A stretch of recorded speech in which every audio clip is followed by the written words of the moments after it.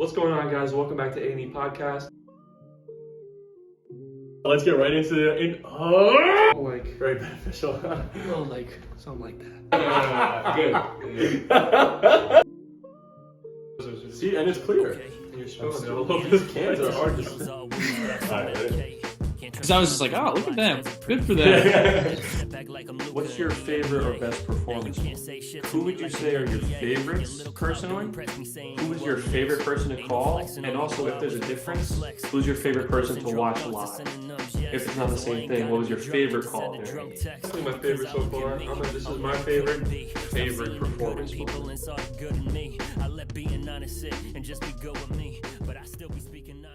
What is going on, everybody, and welcome back. Last week, we got to work on our Eastern Conference predictions. This week, we're going to work on our Western, give our updates on who we think is in contention and who we think is out. So we're going to start with the teams out of contention. I have 3 teams out of contention. I think that the San Antonio Spurs are out of contention. Obviously, I think they only have 9 wins as of right now when this episode is made. I think the one move they The one move they do make is they move Doug McDermott to a contender and they attempt to keep rebuilding, even if it is for a second-round pick. You have the moves to keep rebuilding. You know, you have Vic, obviously. You have guys like Devin Vassell. You guys have a guy like Keldon Johnson, but you don't move them 3. You try to rebuild with them 3. They are, key assets to the rebuild for you guys. So I think you keep them. Another team that I have out of contention this year, the Grizzlies. I thought that Marcus Smart would help them contend, but unfortunately injuries just screwed them over completely. I think as of right now, Smart's out for probably, I think it's around a month. I think Steve Adams is done for the year. Ja obviously hurt right after he got suspended. So I think that injuries have screwed them. I don't think that they make any moves. If they do, I think that they just attempt to rebuild, which they're not going to do because when they're fully healthy, they are contenders. Go look for a better center in the offseason. I think it doesn't really matter now, Steve Adams being out, but he's also coming towards the end of his career. He doesn't do much for you offensively. He's just good defensively, grab some boards. I think he was only averaging about 7-8 rebounds. Last team is the Blazers, but I think that the Blazers are going in the right direction. You should keep rebuilding. I do feel bad for Anthony Simons because he is in the exact same situation that Damian Lillard was. But those are the only 3 teams in the West right now I have out of contention, and those are the only reasons why. Okay, I have a little bit more than that. I'll go with 5 out of contention. Same 3 that you said for the same exact reasons. Spurs just not good. Obviously, Wembanyama's gonna probably be a pretty good player. If he stays away from injury, I agree. Yeah. I think at his peak he could definitely be a top 5 player in the league. As long as he doesn't get hurt. Trailblazers. Scoot hasn't looked too good. I was a very big Scoot believer. I still believe in Scoot. It takes guards longer to get accustomed to the NBA. I think he'll be fine still. But so far has not looked great. Grizzlies just got screwed with injuries, man. After that, I'm going to go with the Jazz. I don't think the Jazz are contenders. They just don't have the roster to make any noise at all, in my opinion. I like what they're doing, though. They've drafted some guys that I really like. I think maybe, if they develop a few of those guys properly, maybe down the line, but not this year. And the last team I'm going to go with is the Rockets. We are not contending. There's no shot we are contending. I doubt we make the play-in unless we make some decent trades. Personally, I would love us to literally just get a shooter and a backup center that can, like a rim protecting center. If we get both of those, then I think we're a lock to make the play-in. But contending, I don't think there's any moves that make us contenders.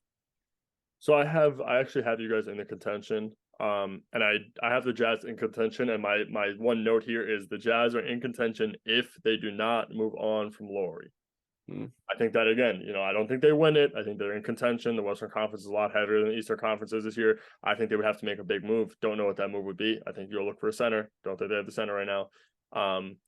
But, I think that if they keep Laurie and make one big trade, they're in contention. If not, they're right out. They're borderline for me. Another team borderline is you guys, but I think that you guys are moving in the right direction. I think it was hard losing KPJ. Obviously he's a young talent. He's a very good player. And I think that hurts you guys a little bit. I think that there are a lot of pieces out there that you guys can get, but I think Dylan Brooks is helping you guys, contend defensively a little bit. I think that your young guys are looking great. And I think that Sengun looks amazing, man. And he took a huge leap. I didn't expect him to be that good. So Yeah, I think that you guys are again borderline, but I think if you guys make one big move, even a guy like Cam Johnson, a guy like DFS, you guys go get them. Maybe Malcolm Brogdon, make a move for him. He would probably come off the bench for you guys just because of the roles that are played, but a defensive guy who can score. So I think that if you guys make one or two big moves, you guys are back in contention for the Western Conference. But again, for me, you guys are borderline. I don't think, regardless of what we do, I don't think we're contenders. But 3 names. Oh, I'm going to say 4 actually. 4 that I would love to see. Backup point guard Malcolm Brogdon. If we traded for him, I would love it. Buddy Hield as either starting shooting guard or off the bench would be amazing for us. Our shooting is not good. Just those 2 guys alone, they're both amazing shooters. Our shooting has been awful this year. So either one of those guys, amazing for us. And like I was saying, a backup center, someone like Clint Capella, if we could grab him, or a Daniel Gafford, I would love any of those guys. They would help us out. I think we definitely make at least the play-in. And Quentin Grimes, the Knicks are looking to shop him around too. Yep. Really just for shooting, like I said, because we need shooting badly and rim protection. So if we get a few of those guys or even others, those are just the ones that I had on my mind. But contention, no, I don't think so. I think that again, you guys, I think you're borderline. Again, I'm a fan of the young rosters, so you never know. Especially you guys do have the talent and the experience, and a guy like Dylan Brooks who was on the playoff last year, a guy like Fred VanVleet who's been to the finals. So you guys have the experience to make that playoff run. They know how to keep their composure. You guys aren't just going, taking every shot. They know what they're actually doing. I think that this is my last. Sorry, 2 more borderline teams. The first borderline team I want to talk about, the Golden State Warriors, if they make the right moves, can be legitimate contenders. And it's funny because the people that you just said are people I think if they get, they're legitimate contenders. I think if they somehow get Clint Capella, or they just let Trace Jackson Davis actually play basketball.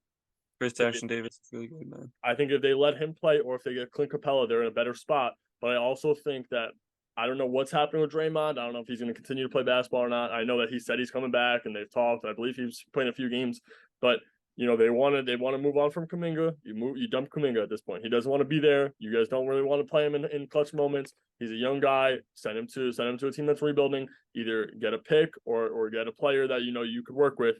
I think one guy that they should target heavily is Bojan Bogdanovic from Detroit Pistons. You send Kuminga to the Detroit Pistons, you get a package with Bojan Bogdanovic, and Bojan is elite, man. He's a scorer. He's a 3-point shooter. He is somebody that you guys want in your lineup as a Warrior, because that's the play style you want. You want 4 shooters and a big man. So my last move I think they should make is, obviously this might be controversial. I'm not saying they have to do it or they should really do it, but if you do move Klay Thompson, you move him for Quentin Grimes. Quentin Grimes is a younger version of Klay, not as good of a shooter, but again, he plays that defense. He's a perimeter guy. So now if your starting 5 would go from what you have now, and I think that you might have to jump Chris Paul unless you want to play him restricted minutes off the bench.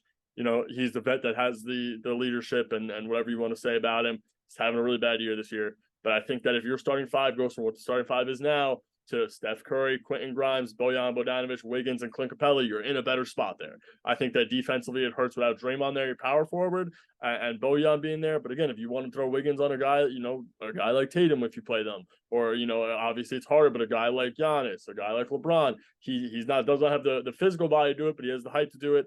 And I think that would make them legitimate contenders again. Bojan being on the wing for them would be insane. I think that having a shooter like that would be amazing for them.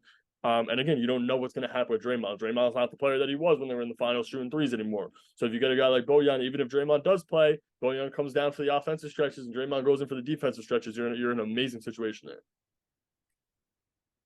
Yeah, I agree with that. My main reason for not keeping them out of contention was they have Steph Curry. Yeah. You can never count on a team that has Steph Curry. As much as I don't like him as a player, I think he's overrated. He is still an amazing player. And someone like that, as long as you got him on the roster with a system like that, you guys are always going to be in a good position. However, they are not even in the play-in right now. Yeah. That's So why I think that those moves have to get done, man. Again, you yeah, have a couple weeks until the deadline. If you make those moves early enough to the point that you're only 1 or 2 games out, I think that you go on a run late in the year and you take out a team like the Jazz out of contention. Unless the Lakers get a superstar, which I'll go on to them soon, you could take them out of contention. The Mavericks, unless they're healthy, you take them out of contention. Even the Kings. The Kings they only have 24 wins and the Warriors have 18. You could take the Kings out of contention. I think that was going to go on to be my last borderline team is the Kings. Kings are really good. They have to find out that missing piece again. Really young roster. They're deep in young talent. And I think that's the exact same thing I was talking about in the Eastern Conference with the Magic. You have Herder, you have Monk, you have De'Aaron Fox, you have Sabonis. You need to solidify a big man that's going to actually help you. And it hurts because Sabonis isn't the best shooter, but he is a power forward. So again, we saw that on the Pacers. Him and Miles Turner played together. They played all right. So, I think the Warriors could take 4 of the 5 teams that are in the bottom of the West out of contention if they just make the right moves. mm-hmm. I'm going to move on to one of the 2 teams I mentioned there. Actually, not the Kings, but I'll move on to the Lakers. They're going to get a superstar. LeBron needs to play with superstars or else he can't win. We all know that. But they're in talks against DeJounte Murray. I don't even know if that helps them. I don't know what the Lakers do right now. Their rosters are always just so stacked. And again, you have LeBron, AD. They're 2 proven guys, but again, you're just going in and out of. I think that at one point they were talking about maybe getting Caruso back, which LeBron has his white guy in Austin Reeves, so they don't have to do that. But I don't know what they do. They're talking Levine, they were talking DeJounte Murray, so maybe if they get DeJounte, he is the determining factor. You get rid of D'Angelo Russell, who doesn't play much defense, but I don't think he is. I always think they're going to be in contention with LeBron, though. They're going to be a playoff team. They're actually the 9th seed right now with 22 wins, tied with the Jazz. So tying with the Jazz with LeBron and Anthony Davis isn't the biggest thing to gloat about or be happy about. So yeah, I'm gonna go with them being a bottom contender if they do make the move for the right All-Star. yeah. It's the Lakers. They have LeBron. Same thing that's it for the Warriors. A team with LeBron is always going to be in contention. As long as they make the playoffs, they have a shot to win the championship. Yeah.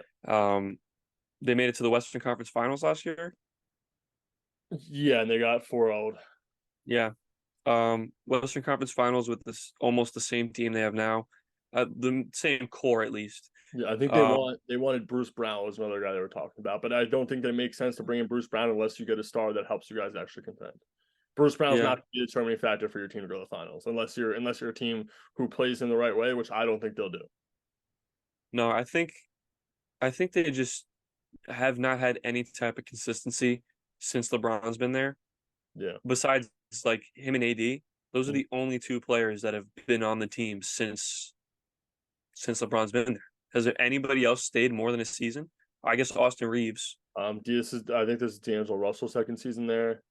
I could go. But it's not like his full season. You know what I mean? LeBron Like, always plays the new teams. That's what LeBron's saying. He dumps these players. That's why I don't think he's the best of all time. Just saying. We can talk about LeBron later. This is about the Lakers. I think what they need to do too. They have too much depth at the small forward, power forward position. Get rid of Christian Wood. You don't need him anymore. You signed him because you want it to be a super team. It's not working. You're not even playing him. Move him to a team. Just get rid of him. You don't need him. I think another guy you get rid of. I think that he's the best out of the bunch, so maybe you don't get rid of him. But Rui Hachimura, you have to figure out if you're going to play him a lot more or if you're going to move him because you're sort of wasting his career at this point. You have Cam Reddish, you have Jared Vanderbilt, you have Gabe Vincent, you have Austin Reeves, all listed at small forward, or Gabe Vincent's listed at point guard, but he's a bigger guy, obviously. But again, you have Jackson Hayes. You don't need Christian Wood. Get rid of Christian Wood, send him to another contender. Stop trying to be a super team when you guys aren't winning. Yeah. I don't know what's going on with them, man. But like I said, they have LeBron, so yeah, you can never count them out because of that, obviously. Yeah. Moving on to the next team, I have the Dallas Mavericks. Actually, I'm going to go from a team that I don't think are bigger contenders, and that's the Kings. Just talked about why you need to solidify center there, and I think maybe get another decent role player. But besides that, they're a very good young team. I think Sabonis is getting up there in age right now out of all of them, but I think that you need to solidify it big, and because of that, I don't think they're in contention, so I'm going to drop them out, actually. But I'm going to move on to the next team. That next team is Dallas Mavericks, 24-19. They're the 8th seed right now. two players I think they need. One player I think they need to keep. Obviously, you keep Kyrie and Luka. They're actually not playing that bad together. Keep them. You would keep those guys? I think so. That's my personal opinion, though. Dude, this guy does not watch basketball. That's my personal opinion. I think the move you make, you go get a center, another guy that we've talked about a lot this episode and last episode, Andre Drummond. I think you go get him. I think that he's the one guy that you need. You need a dominant paint center. Dwight Powell is a very funny dude. He seems like he's a super chill guy. Don't think that he's the center that they need. Their TikToks with him are very funny. He can spread the floor a little bit, but I think that Drummond helps them out. I think that you go talk to the Nets and you try to bring back Dorian Finney-Smith. I think that he played awesome with them. I think that he was a key piece for them. And I think that you keep Tim Hardaway Jr. if you can. I think, listen, I'm a huge fan of Tim Hardaway Jr., spreads the floor, 6'7" body at shooting guard, and you could even play him at the 3, but you could also put Dorian Finney-Smith back at the 3, brings that defense. That's why I think you get Drummond too. And I think they could be the legitimate contenders. If you have two scorers like Kyrie and Luka, and you bring in a Tim Hardaway Jr. spark plug off the bench, even if you want to start him, DFS and Drummond bring the defense, I think that they're legit contenders in the West. I don't think Drummond is that big of a need. They do have Derek Lively, who has been amazing this year for them. He's small too, and the thing with Drummond is Drummond's a bigger body. Lively is awesome as a rookie, but he's a smaller body, and it's not that he doesn't bring this physical, the physical ability to the paint. He does not as much as Drummond would, but he's more of like he's a shorter, lengthy guy who's gonna he could block shots in the paint. I'm not saying he can't, but it's not like. I think that Drummond brings the essence of what Dwight Howard brought, obviously when not in Dwight Howard's prime, but he's that big body. And when Dwight was on the Lakers, he helped out the Lakers in the paint because he had that physical presence. And I do think that he's a paint defender, Derek Lively, but I don't think that he is the physical presence that they need in the paint. And I think that Drummond could do that. Not saying Drummond has to start for them. I just think that he'll be a big piece for them because again, he could also mentor Lively on how to be that paint presence that they need. Yeah, I definitely agree with that. I would definitely take him as a backup, though. I think Lively needs to stick it out as a starter. For me, he's just been too good for them. But yeah, adding Drummond definitely wouldn't hurt. So, moving on to the next team, Phoenix Suns. I think that you just build chemistry. There's no logical move to be made here. You don't trade for anybody. I think that you stop attempting to be, again, same thing with the Lakers. You stop attempting to be a super team. You're already built one. You just gain the chemistry that you need. I think that one guy who I'm big on off their bench, Chimze Metu. Not a lot of people like him. He did have the one game this year where I believe he had like close to 40 points. Guy went off. But I think that, again, you just build the chemistry between the stars. You let Bradley Beal come back healthy, and you just roll from there. There's no logical move to be made here that helps you out that big. Yeah, I agree with that. A team that has Devin Booker, Kevin Durant, and Bradley Beal is a dangerous team. As long as they're healthy. Have they played a single game together yet, though, still? I don't know. I'm actually unsure that. I have to look up the stat on if they have played together. But again, even if they don't, build a chemistry for that so that when Beal comes back, you guys are fine. You KD's been on how many built super teams that he's done nothing on. You have to figure this one out. If not, then you got to go try to find a team that you could just build the chemistry with and win, because as we've seen with the Knicks and this year and the Nuggets last year, everything is chemistry built. If you have chemistry in the NBA and you know how to move the ball around between your players, I think it shows more than talent does. No, yeah, definitely. Yeah, but a team with those three guys, you can't count them out. Especially if they do end up, all being healthy, all playing well together. Yeah. That's a scary team. Yeah, and I think that, that's the same thing with the next thing I want to talk about, the Clippers. Same thing. You build the chemistry. You guys have the roster to do it. Obviously, your guys are a lot older, so this is going to be one of the last years that you have to actually, compete, I think, with this roster. But Bones is really good. But now that James Harden went there, Bones is not getting the opportunity I think he deserves. I think Bones is really good. I think, if anything, you dump Bones. There's no reason to have, I know that, again, Harden's career is almost done. Westbrook's career is almost done. PG and Choir are, nearing the end of their career, so it's hard. But Zubac is still younger. And, you're going to have to figure out, do you want to keep Bones and drop his morale if he's stay on the bench on this team? Or do you want to dump him so he can go to a team that actually wants him and wants to build around him? Because, again, I was pissed off when the Nuggets got rid of him. He's really good. But I don't think there's any logical move for the Clippers to make where it's going to make them that big of a contender compared to what they have now. Yeah, no, there's not really. Maybe they can try and get a better backup center or something like that, or even, someone that could coexist with Zubac. But there's not really any moves they need to make. I think Mason Plumlee's fine though. Yeah, no, that's what I'm saying. Well, Like, Zubac got hurt, didn't he? 'Cause I think Zubac might be out for a little while. So even if Mason Plumlee's still a fine center. no, But again, their team with how much talent is on that team, a center. It's not that a center doesn't matter, but again, I mean, the Celtics team is a lot different. But look at that Celtics team with their center. Look at the Warriors when they made their runs. Kayvon Looney yeah. was the starting center for a majority of the time. All you need is somebody who's solid and can like hold it down for you. That's all you really need. I'm just like saying minor things like they could upgrade a center, but they don't need to. Yeah, there's no logical thing that you could do right now that's like this is a blockbuster move for them unless you're trading Harden, Westbrook, Kawhi, or PG. So it doesn't make sense. Yeah. And, they're probably my favorites to make it out of the West. They've been insane since they started going on their little streak after that losing streak when they got Harden. As long as everybody stays healthy, which is a big as long as everybody stays healthy, because a lot of those guys, Harden never used to have injury problems, but ever since he was on Brooklyn, it started. PG and Kawhi, obviously, we know the case with them. Westbrook, not really too much of an injury concern, but obviously he's probably not as good as he used to be. So really, it's just health, and I think they will make it out of the West. Yeah, I agree. So not going record wise, I'm gonna go off the four teams I think have the highest chance in order. So from 4 to 3 to 2 to 1. I'm gonna go with the Thunder at 4. They're playing amazing. You can't say they're not. You have to be careful with Chet and his injury history. Obviously being a rookie, you have to be careful with him. But I don't think the Thunder have that chance yet. They're again awesome regular season team, but as a Nuggets fan, we've seen how many times that the top regular seed in the West does not do anything. You're gonna get eliminated. And this is where I think that the Warriors and Lakers play it smart a little bit. I think they might tank a couple games because they want that lower seed because the highest team in the West is usually not the best team in the West.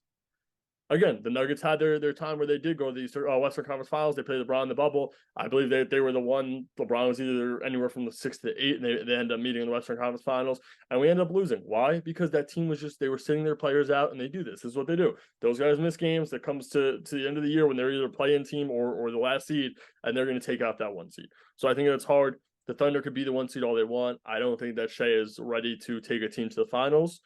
So I'm going to say that, listen, you never know. Again, they're a young team, and I do like young rosters, but I don't think that they're ready to fully do that. So I'm going to put them at the 4th contender right now.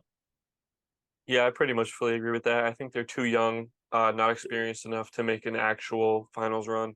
I do like their team a lot. I've been known as a Chet hater. I'm coming around on him. He's really good. He's been really good, yeah. He's talented. He's very talented. I just think that again, you have to be careful. You're that tall, that lengthy. You look at his body, and he looks like he's a 6-year-old. But with a leg injury, you got to be careful. One more bad take to leg, and your career's over. Yeah, but again, I just don't think they have the experience needed to make a finals run and actually, contend like that. Yeah. They're going crazy in the regular season though, so props to them. But I don't think they have what it takes to make a real postseason impact. I agree. And then with my 3rd seed, so this is fully being healthy. If they're not healthy, this is why I have them at 3. The New Orleans Pelicans. That roster is amazing. I got scared playing them as a Nuggets fan. I got scared playing them in the playoffs last year. If they are healthy, that team is just scary to play against. They're so defensively sound with guys like Herb Jones that it's, you don't want to play them. You don't really want to see them. So, with Valanciunas, offensive guy, Zion could do whatever you need him to realistically. CJ's still a good scorer. And then you have a guy like Trey Murphy, you have a guy like Herb Jones who can both lock down on defense if you need them to. I get scared of playing them, but I think that they're 3 only because injuries affect them so much. With my 2, going with the Timberwolves, who, until the Thunder beat them out, were the best team in the West. Good defensive team. Cat and Gobert's finally working. If they could, maybe their coaching decisions have to be better because taking Cat out of the game with 2.5 minutes when he has 62 points and losing the game. No. Wild. No. Cat was terrible in that 4th quarter. He was actually he had 62 points, bro, and he had a 0 plus minus because he was awful in the 4th quarter. All right, well, I think that maybe you talk to Cat and figure something out there, but I think that, listen, the team is talented. I think that Cat and Gobert finally working is very scary, having 2 7-footers. When they beat us earlier in the season, beat the Nuggets earlier in the season, what they did was it was terrible. It was basically playing 2K where they had somebody guarding Jokic and Rudy Gobert basically off-balling and just watching over Jokic in the paint the entire time. So when you have 2 7-footers guarding a guy like Jokic, it's almost impossible to beat them, especially because Aaron Gordon's not the best shooter in the world. He can shoot, but when you're forcing him to take 7 threes, he's not going to hit that many. And then obviously with my 1 seed, I'm going to go with the Nuggets. I just think that the Nuggets can make a move. They said that they want to bring back Bruce Brown. They didn't have the draft capital to do it from the Pacers. So I think that they might be able to make a move work to the Raptors because the Raptors want younger guys. So maybe you get rid of a guy like Julian Strawther. I don't know if you want to. He's good. He's having actually a good season, but besides being hurt. I think if they do that and they bring back Bruce Brown, they're fine. I think without Bruce Brown, they're still fine. I think that they need a little bit more power off the bench. Peyton Watson's really good. Christian Brown's really good, but I don't think a guy like Justin Holiday or Reggie Jackson really gets it done fully for us, even though Reggie Jackson's having a good season. But I'm going to put the Nuggets at 1 coming off the championship. They're still having a great year. So they're going to be at my 1 for the top competitor in the West again. Yeah, you definitely can't count out them. They have Jokic, obviously. They still kept the majority of guys from last year. I definitely think you can't count them out. Timberwolves, I think they're a little bit fraudish. I think they're a little fraudish. I love Anthony Edwards. He's one of my favorite players right now in the league. Cat, not a big fan of Cat. Gobert, amazing defensively, gives them problems on offense though. I just don't think come postseason that's going to work out well at all. I think it's more likely that they lose in the first round and they make the finals. I think for them too, it depends on who they play. Because if you do get a team like the Kings where they're small and fast, then I think that it screws you out of contention a little bit. But again, if you get a team where, and there's not many in the West though, but if you get a team where it's like the Nuggets where your best player is a big man, you're revolving around that player, the way they double team Jokic could do nothing. But again, even the Mavs, if you go against the Mavs, I think that you're screwed because Conley can't guard Luka, and I don't think he can guard Kyrie right now either. So that's what I'm saying. Like I'm looking at the list right here, and it's like if they play any of these teams, I don't know who they're beating in the first round. Genuinely. So I mean, like they're having a great regular season. Unless somebody really takes that step up in the playoffs, I don't see them going anywhere. Okay. Do you have any other notes on your Western Conference teams? I think the only team that I didn't comment on for you was the Pelicans. I definitely would not have them that high. I mean, their roster on paper is really good. I just feel like we haven't really seen them put it together like that yet. Like I said, my favorites to come out of the West are definitely still the Clippers. After that, the Suns most likely, and then probably the Nuggets after that, and then the Lakers because it's the Lakers. They'll find some way to contend. I agree, but I disagree. I respectfully disagree. There we go. I agree to disagree with you, but again, I think that the Nuggets are going to. I personally, as a Nuggets fan, think that they might take it again. I just think that again, being a team like the Celtics proves that if you go to the finals, even it's a regular season game, but everybody played. It proves that if you do go to the finals, you can take out whatever team in the Eastern Conference. Obviously, they lost to the Philadelphia 76ers, but I don't think that Tobias Harris ever shoots 8 for 10 again in his life. So, but again, I think that your list is good, and I think that the top 4 teams in the West, anybody can take it. Especially in the playoffs, the guys, the Clippers have the most playoff experience probably with the amount of people they have on their team. We just have to see if Westbrook and Harden could not choke in the playoffs finally, and if they even PG and see if something comes out. Don't disrespect James Harden like that. I'm just saying if he finally figures out how to win a game in the playoffs, then my brother in Christ, he took the 73-9 Warriors that added Kevin Durant to 7 games. Okay. I don't want to hear. Joel Embiid took the Sixers to play against Kawhi Leonard and lose to a game-winning shot with Jimmy Butler, who went to the finals 2 times after that. So again, I think if they learn how to win games in the playoffs, they'll be all right. Paul George has to not guard anybody in the final minutes of any game, 7-game series, because we all know what happens when somebody takes the game clock is going down. Just take him out of the game. Kawhi switch right now, bro. Just put Norman Powell in for him, sub him out. Anybody but Paul George. But again, I think that the Western Conference is up in the air with the top 5 teams. No, anybody could take it there. Agreed. All right, well, that's going to do it for the Western Conference update. So we will be coming back with awards very soon. After awards, we'll give some more NBA updates, try to get some more segments in. And we're so happy to be back. So for Bailey Driscoll, I'm Tom Luther, and we cannot wait to see you guys soon.